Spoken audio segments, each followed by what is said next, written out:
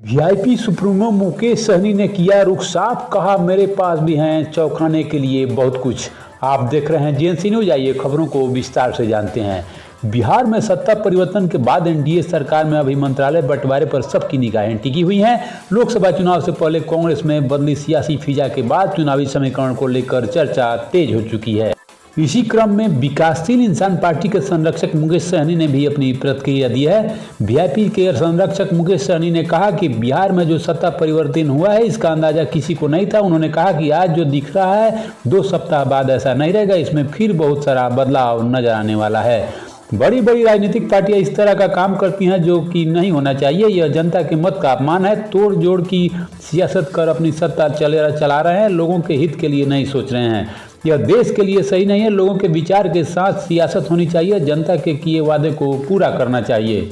मुकेश सहनी ने कहा कि राजनीतिक पार्टियों को इन सब चीजों से बचते हुए विचारधारा के साथ काम करना चाहिए। पीएम मोदी कहते हैं कि हम 400 सीट पार करेंगे। जब आप अपने बलबूते पर 400 सीट पार कर सकते हैं तो फिर सीएम नीतीश क्यों जरूरी हैं?